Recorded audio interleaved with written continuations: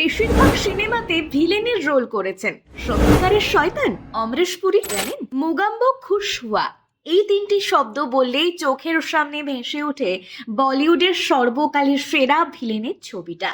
তিনি হলেন অমরেশ পুরী। 60-এর দশকে বলিউডে তার আগমন, যদিও শুরুটা হয়েছিল নাট্যাভিনেতা হিসেবেই, আর তারপরে মারাঠি সিনেমা দিয়ে চলচ্চিত্র জগতে হাতেখড়ি, এসেছিলেন নায়ক হতে, কিন্তু বেমালুম হয়ে গেলেন ভিলেন। কমপক্ষে 400-টিরও বেশি ছবিতে অভিনয় করেছেন।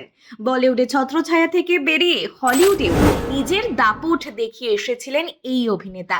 22শে জুন 2005 সালের 12ই জানুয়ারি 72 বছর বয়সে এই পৃথিবীর মায়া কাটিয়ে চলে যান তিনি। সেই অমরেশ পুরীকে নিয়েই নানান অজানা তথ্য আজ আপনাদের জানাবো। আসল নাম এবং পরিবারের খুঁটিনাটি। 1932 সালের 22শে জুন ভারতের তৎকালীন পাঞ্জাবের জলন্ধর জেলার তেহসিল গ্রামে তিনি জন্মগ্রহণ করেন। হিমাচল প্রদেশের BM কলেজ থেকে পড়াশোনা শেষ করে বলিউডের নায়ক হওয়ার স্বপ্ন নিয়ে মায়ানগরী মুম্বাইতে পাড়ি দেন, কিন্তু অডিশনে চূড়ান্তভাবে ব্যর্থ হয়ে তিনি ইন্স্যুরেন্স কোম্পানির চাকরিতে যোগ দেন। তবে অভিনয়ের প্রতি ভালোবাসা তখনই জন্ম নেয় অভিনেতার। কারনাওয়ালা, শাহর লালা, নিহার চাঁদ পুরী এবং বেদ কাউরের সংসারে 3 ভাই এবং 1 বোনের পর জন্ম তার। আসল নাম অমরেশ লাল পুরী, তবে তার বাবা ছোট করে অমরেশ বলেই ডাকতেন। 1957 সালে উর্মিলা দিবাকরকে বিয়ে করেন অমরেশ।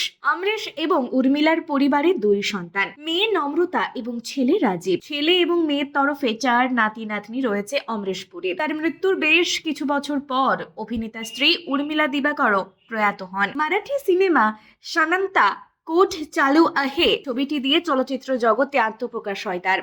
তার প্রথম হিন্দি সিনেমা রেশমা অউর সেরা, যদিও রেশমা অউর সেরা অমরেশ পুরীর প্রথম হিন্দি ছবি, কিন্তু তার প্রথম ছবি হিসেবে মুক্তি পেয়েছিল প্রেম পূজারী 1970 সালে। রেশমা অউর সেরা মুক্তি পায় তার 1 বছর পর, অর্থাৎ 1971 সালে। শুধু হিন্দি ছবি নয়, মারাঠি, কন্নড়, তামিল, তেলেগু, মালায়ালাম এবং পাঞ্জাবি সিনেমা মিলিয়ে কমপক্ষে 400-টিরও বেশি ছবিতে অভিনয় করেছেন অমরেশ পুরী। অভিনেতাকে কারা কারা পছন্দ করেন?